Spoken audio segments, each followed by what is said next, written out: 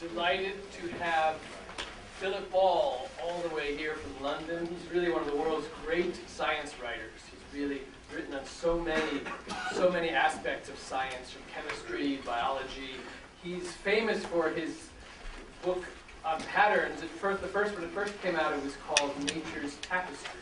And now it's since been spun off and expanded and revised into 3 different books: Shapes, Branches, and what's the third one? Flow. All right, flow. Flow, shapes, branches.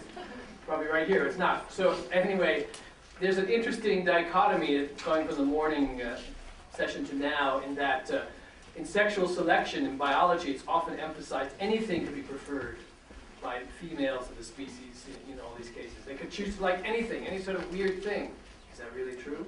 Or there's certain patterns that nature has at a deeper root within chemistry, within physics, within mathematics itself. Are these the patterns from which beauty and the aesthetic are chosen from?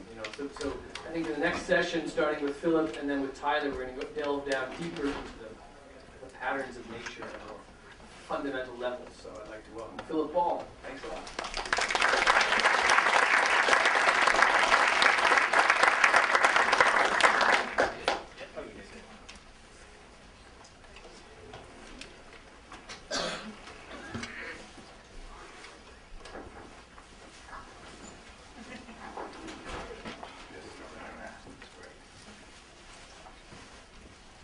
Thank you very much. Is this, let me bring that up a bit. This audio feedback, is that okay? I knew this would be interesting. That's why I thought it was worth coming across the Atlantic, and it certainly was. Thank you very much, David, for making that possible. Okay, I'm going to start with the basics. Let's go right back to this question. Why is a zebra stripy? Well, the answer's obvious, isn't it? The stripes help the zebra hide amongst foliage. The British zoologist Hugh Cott, who was a specialist on camouflage, quoted one observer as saying, "In thin cover, the zebra is the most invisible of animals." And besides this, we have that most dependable of sources, Rudyard Kipling, to back up this idea. In his Just So stories, Kipling gave this as the genesis of the zebra's stripes.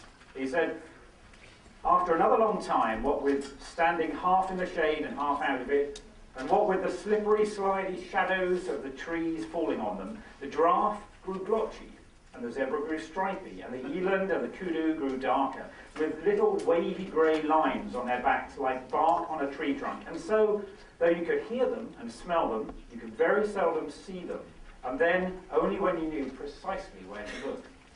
So you can see that even Kipling was a budding Darwinist in his implication that the zebra's stripes must serve a useful purpose, even if his explanation is here rather more Lamarckian than Darwinian. There's only one problem with this explanation, and that is that the zebra's normal habitat doesn't actually look like this. It looks more like this. So it's not at all clear what these stripes are about. And in fact, it's not that we're puzzled by why this is so. In fact, we have too many explanations. So why is the zebra striped? Is it camouflage, or is it some of these other explanations that have been put forward for why the zebra has stripes? And this last of them, actually, protection from biting flies, such as the tsetse fly. This is a very recent idea, or at least it's been very recently supported by some evidence in this fantastic experiment. This was an experiment done not by biologists, but by physicists. I think this is a physicist's idea of a biological experiment. So they have these model horses that they've painted and then covered with fly glue and stuck out in the fields in Hungary, as it happens. But there are biting flies in Hungary. And they found that the flies seem to be less attracted to the stripy model than to the others. They just count out how many flies have stuck to them, and they find this. So actually a very nice experiment, and it seems to have something to do. It seems that flies are repelled by stripy surfaces, and that has something to do with the way that reflected sunlight from these different surfaces gets polarized. Well, the point is that if you assume that the zebra's stripes are a Darwinian adaptation, that they somehow contribute to the zebra's fitness, then there's apparently no end of the just-so stories that you can spin about what benefits they might confer. Now, I should make clear that I do suspect that the zebra stripes are adaptive. I suspect that there is some sound evolutionary reason why they're there, even if we don't really know what it is yet.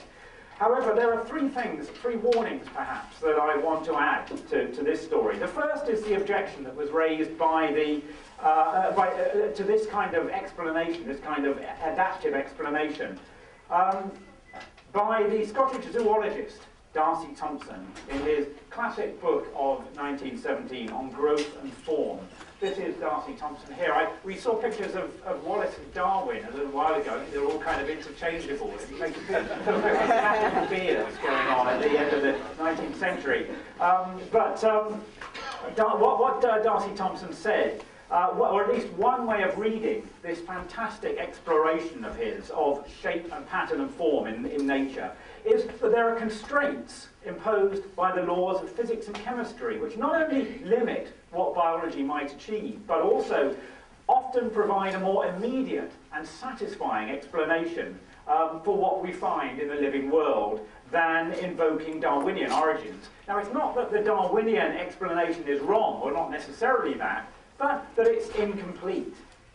If we're content to say that we've explained the zebra stripes, if we can show that they somehow have some fitness benefit, we still have failed to account for how these markings get put in place on any particular zebra, because it seems clear that the precise location of each dark band isn't fixed, isn't determined by genes. In other words, evolution might provide the why, but not the how of these stripes.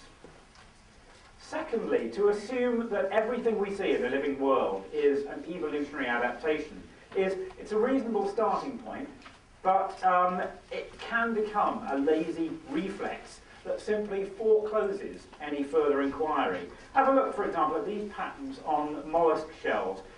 You see, they're wonderful, they're hugely varied, and yet, if we're going to look for adaptive explanations for them, then we start running up against some uncomfortable truths. Many marine mollusks spend essentially all of their lives buried in mud. So you don't see these patterns. Others have these patterns on their shells, but then they cover them up with an opaque coat of some kind of organic tissue, almost as though they're embarrassed by their own virtuosity. Other kinds of mollusks have shell markings that individually might vary from, between one individual and another within the same species, with such variety. Here's an example from a single species, that you can't really imagine how any of these species would recognize the other one as coming from the same species. Now, it's not impossible that even here that there may be an adaptive explanation for these pigment markings in the shell. For example, it's been suggested that these bands and these spots and stripes might incorporate unwanted waste products and so lock them away from the surrounding environment, from the water surrounding the organism itself, these toxic waste products. But even then, if that's so, the patterns that result are largely a chance byproduct of that process and are subject to very little, if any, adaptive evolutionary pressure, selective pressure. And under those circumstances, it's not fanciful to say that nature is at liberty to play, that it has something like an irrepressible impulse to create patterns, and that it does so even when there's no evolutionary need for them. And this leads me to my third point. Even if we accept that the zebra stripes have an adaptive function, we can't help but be struck by how they resemble some patterns that evidently don't have an evolutionary function to them, because they form in non-living systems. And this seems to be a common theme in the patterns that we find in nature, that they come from a limited palette. We see the same patterns appearing again and again. So here are some other examples of stripes in nature. We see a lot of hexagons and honeycomb shapes in living and non-living systems alike. Spirals are very common, and branches. Are these resemblances just coincidence, or is it something more? Well, I want to suggest to you that, at least in the case of the zebra stripes, and in several others in the living world, the resemblance between these patterns and others we find elsewhere in the natural world probably aren't coincidental at all. Now, resemblances like this were noticed by Darcy Thompson. In fact, that was one of the key themes of his book. One of the patterns that he considered very briefly in his book, and this is taken straight from his book on the left-hand side here, are these patterns formed in a chemical system. And these structures are caused by the periodic precipitation of a coloured salt formed by the reaction of two compounds that have been infused into a gel in these columns. And as the reaction proceeds, you get a sequential appearance of these bands. And on the right-hand side, I just show a modern example of this experiment where they're slightly clearer. These are known as Liesegang rings, or Liesegang bands, after the German chemist Raphael Eduard Liesegang, who discovered them in 1896. Darcy Thompson suggested that perhaps they might be related to the banded mineral formations that we see in agate and onyx. And some others suggested that these bands and stripes might represent a simplified version of the markings that we find on zebras and on tigers and on some butterflies.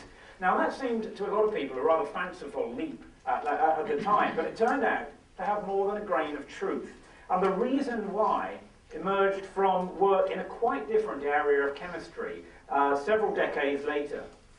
In the 1950s, a Soviet biochemist named Boris Belousov was looking at the reaction of glycolysis, of how glucose gets broken down in our cells, in our bodies, in the process of metabolism. And he devised a mixture of chemical reagents that would mimic this process in a simpler way, in a test tube.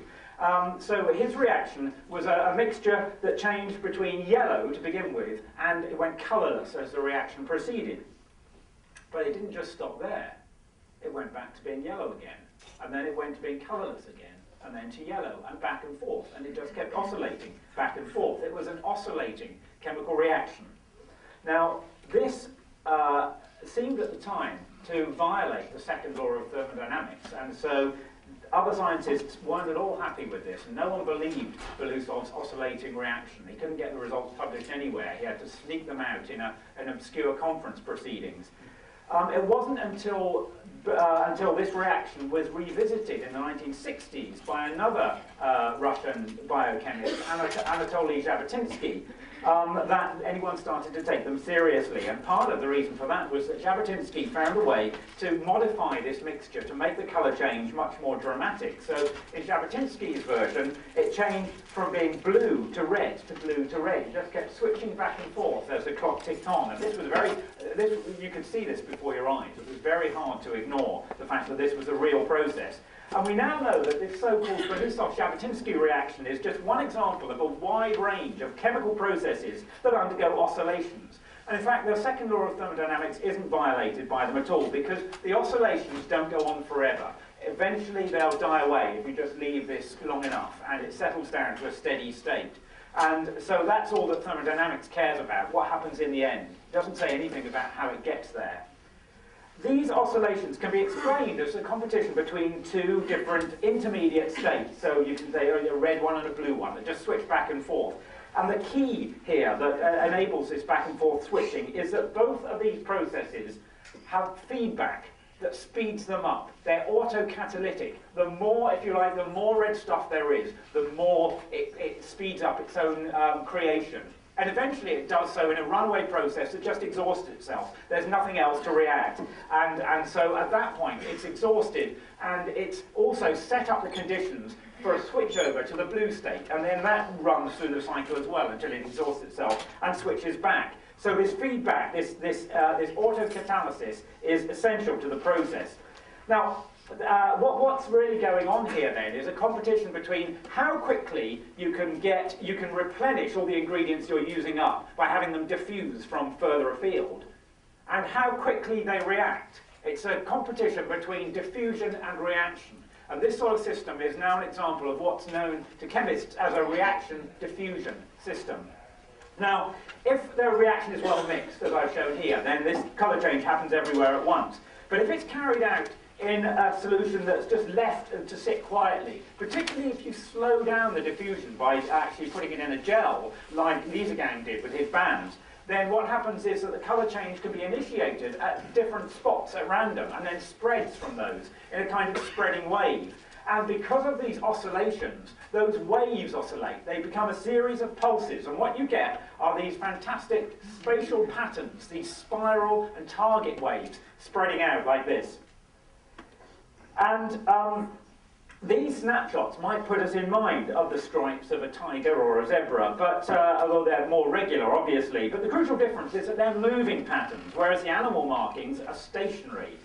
But it turns out that a reaction diffusion system can also produce stationary patterns. And it's very apt that this gathering is happening not only this year, but actually this week, because this happens to be the anniversary, 100th anniversary, the centenary of the birth of the man who figured out how you can get stationary patterns in a system like that. And this is Alan Turing. And in fact, in this week's Nature, there's an exploration of the legacy that Turing left us with. Turing's most famous for his work in decrypting the Enigma code that was used by the German military forces during World War II. He's also credited as being a founding father of artificial intelligence, sort of laying some of the foundational work of the whole field of computer science. But Turing's curiosity was very diverse, and in 1952, 2 years before his death, he published a paper in which he attempted to explain how symmetry gets broken during the formation of a body plan in a fertilized egg. And what I mean by symmetry breaking here is that you start off with a perfectly symmetrical, a uniform system, if you like, a ball of identical cells, and somehow some of these cells will decide, if you like, to become limbs and eyes and maybe a brain and so forth, and some will follow other developmental routes.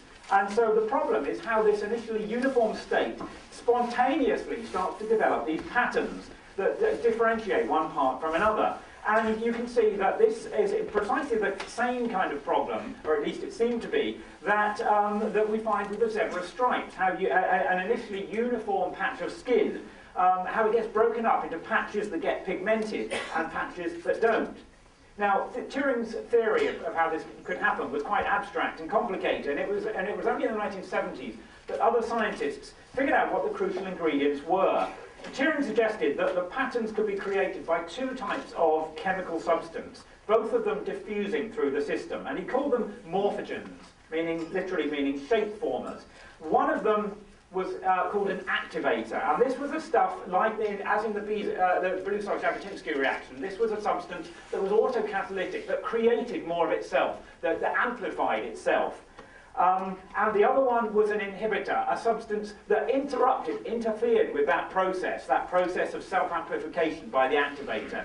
And crucially, if the inhibitor diffuses at a rate that's faster than the activator, then you can get these spatial patterns starting to arise. Essentially what's happening is that you can get little local blobs of activator that amplify themselves and that create an enhanced concentration there, but that the inhibitor stops that process from spreading too far, and so you can only get another blob a certain distance away. Now, Turing had to do all his calculations by hand, and so it's hard to see exactly what the kinds of patterns would be that this activator-inhibitor scheme would generate. But when computers became available to do the number crunching, then it became clear that there are two generic types of pattern that this Turing process forms, and they are spots and stripes. But no one was able to find a real chemical system in which this happened until 1990, when a group in France managed to generate these patterns here, these genuine Turing patterns in a chemical system. And the following year, another group in Texas found a way to make them spread throughout an entire system. So these are not artificial colours, these are real chemical ingredients here at the bottom. Spots and stripes being formed in these very regular patterns, even though the ingredients, the molecules here, are diffusing throughout the whole system. And yet these stationary patterns remain. So Turing's theory did seem to offer, and still does seem to offer, the most plausible mechanism for many animal marking patterns.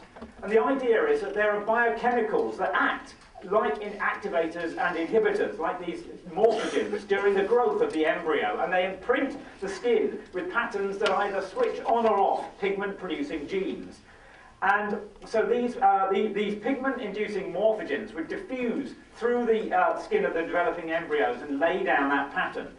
And Turing-type models of this process have now been put forward to explain many of these different animal markings that are actually more complex than the ones in the simple ones that I showed earlier on. So these network structures like you see on giraffes, and the kind of rosette structures that you see on jaguars and leopards, and the structures on ladybirds. One of the clearest examples of this sort of process is found on the angelfish. The angelfish is interesting because the patterns there aren't just laid down during growth and then just affixed and sort of just blow up like an expanding balloon as the organism grows. They actually keep changing as the fish gets bigger. And you find in particular you get these kind of little zip stripes that gradually unzip as the fish gets bigger, and you see precisely the same kind of thing in a computer simulation based on a Turing-type mechanism. However, no one has found, for a system like this, no one has found the clinching proof, which would be to actually find the molecules that act as these morphogens. However, they do seem to have been found, or at least good candidates seem to have been found, in another kind of regular pattern that is formed in skin, and that is the formation of hair follicles. Hair follicles in mice, although it seems reasonable to imagine that a similar process is happening in humans. So this almost sort of regular, quasi-crystalline sort of structure that you see in hair follicles seems to possibly be laid down by Turing-type morphogens. There are several other candidates, biological candidates for these Turing patterns as well, and in fact, Richard and Anna have between them reminded me that another one is the formation of feathers themselves, the barbs of feathers, these very regular, if you like, a sort of regular system of stripes, seem quite plausibly to be a Turing-type pattern that involves an activator that I don't know if Anna's here, but it was her favourite molecule, this SHH molecule, the sonic hedgehog gene. Which seems to, I'm sure you all noticed in her diagram of the genetic network, there was a little loop, a little arrow going around on the sonic hedgehog in the middle, going back on itself. It's an activator. It's self-amplifying. So it seems quite possible that that's acting as an activator in the formation of feather barbs.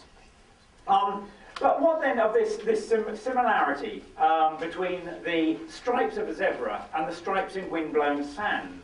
Well, it's been argued that this generic process of interaction between a kind of localized activation, a self-amplifying activation, and a longer-range suppression or inhibition could be at work in the formation of a very wide range of natural patterns, and that this is one of them.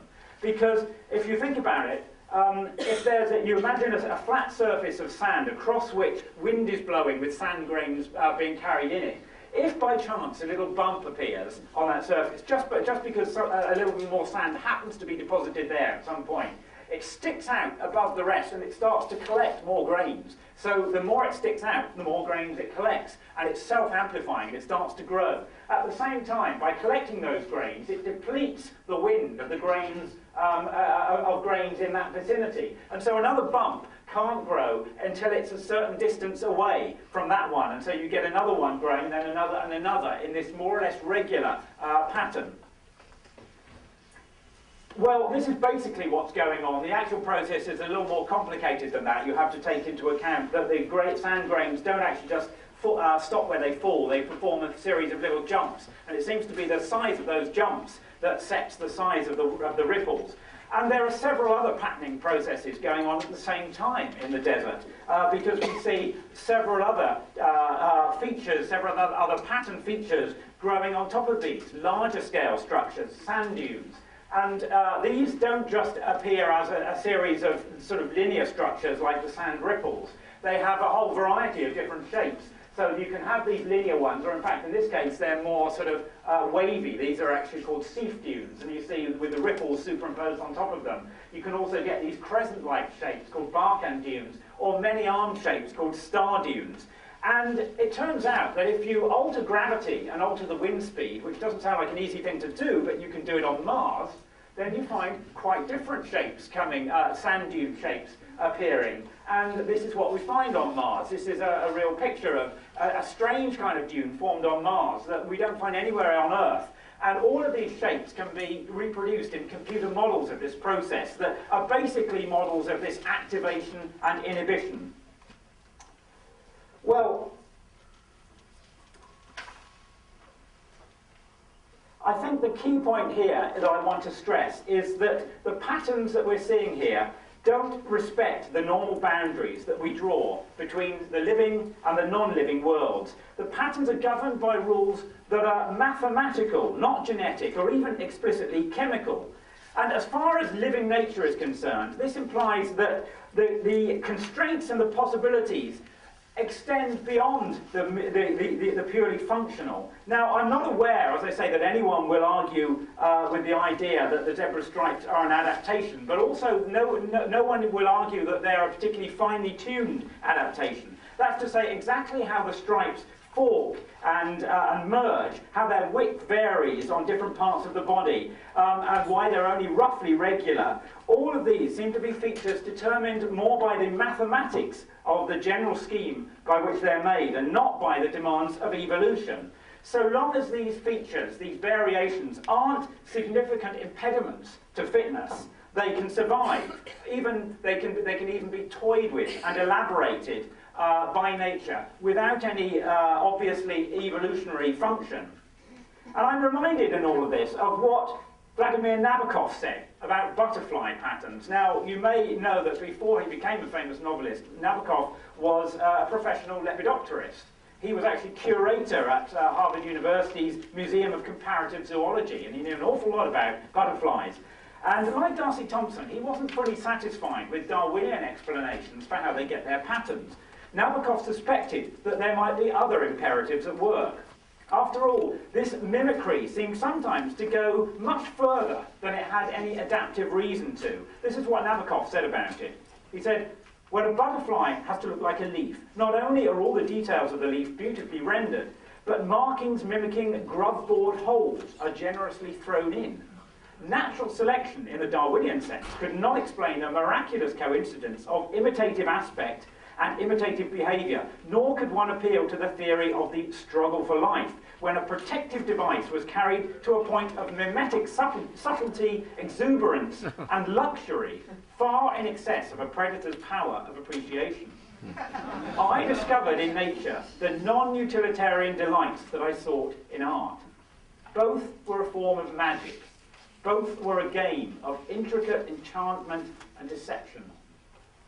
Now, this all sounds perhaps a little too mystical, or even or a little too whimsical for some tastes. Nabokov has sometimes been accused of verging on almost a sort of creationist point of view. But there's something in his perception that butterfly wing patterns are not just the result of random doodles that chance upon some evolutionarily successful design. That perhaps instead they're variations on a theme, determined by the constraints of a pattern-forming process in which we can see intimations, at least, of Turing's mechanism. And now, it's pure anthropocentric whimsy that makes me illustrate that point this way. These are all natural patterns found on butterfly wings. But I hope that it will make you appreciate that, that nature seems able to do a lot with a few general rules. And the question that I want to leave you with is whether perhaps sometimes she contrives to do more than she strictly needs to. Thank you.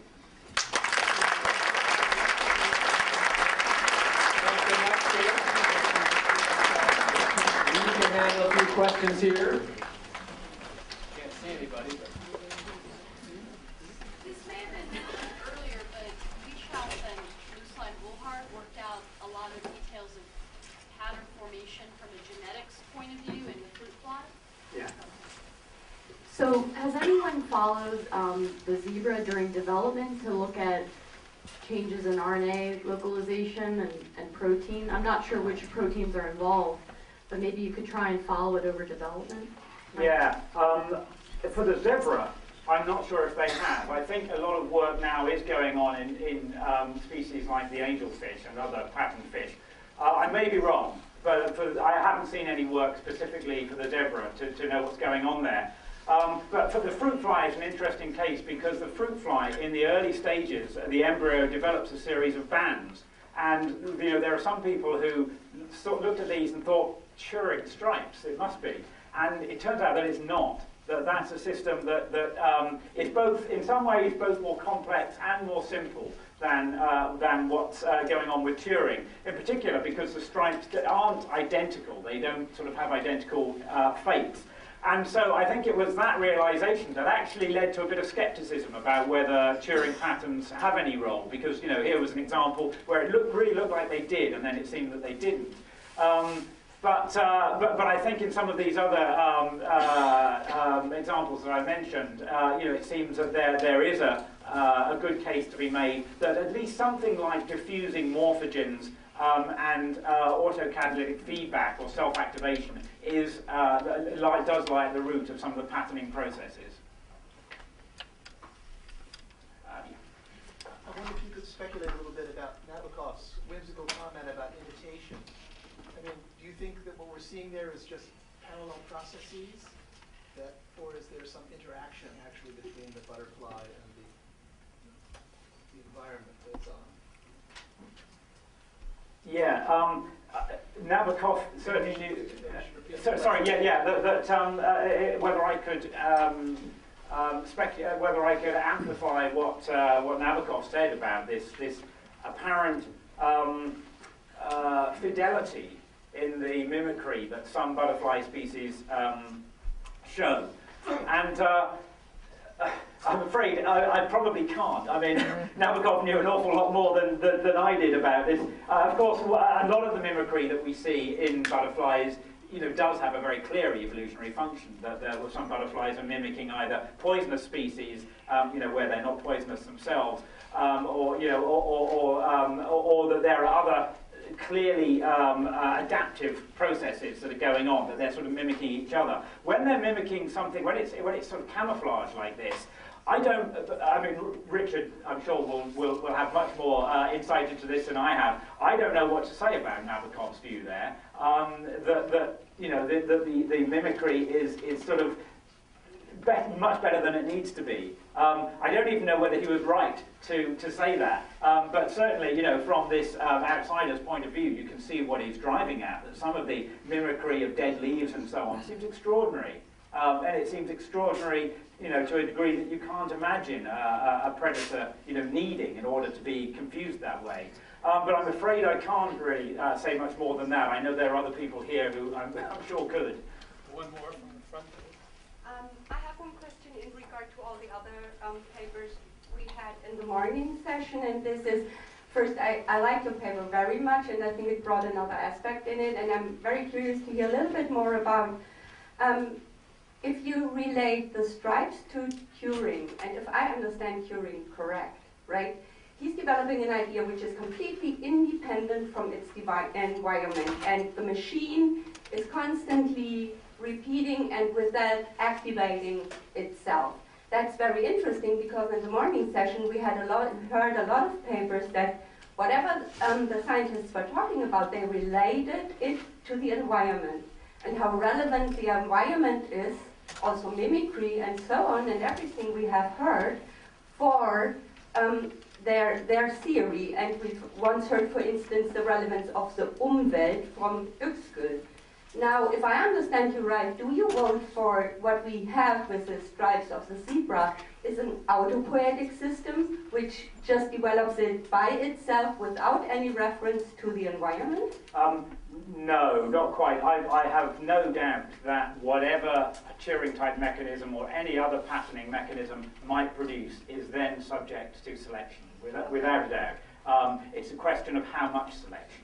And, I think that there are certainly some systems, whether this is true of the zebra or not, I don't know, I suspect not, but there are some systems, like the seashells, where the selection that it will be subject to is very weak, or perhaps non-existent. And in that case, it really is the case that nature, if you like, can play that all of these structures can come about, without purely through their own dynamics. There's nothing that's going to be sort of, winnowing them down. So I think that's really the question. There's always going to be, for any organism, there's always going to be selective pressure, and the question is really how much. And if there isn't much, then you can see some interesting things going on that won't necessarily be Darwinian. All right, sorry, we must move on. Thanks a lot, Philip. We're delighted to have Philip Ball all the way here from London. He's really one of the world's great science writers. He's really written on so many aspects of science, from chemistry, biology. He's famous for his book on patterns. When it first came out, it was called Nature's Tapestry. And now it's since been spun off and expanded and revised into 3 different books: Shapes, Branches, and what's the third one? Flow. All right, Flow. Flow, Shapes, Branches. Probably right here. It's not. So anyway, there's an interesting dichotomy going from the morning.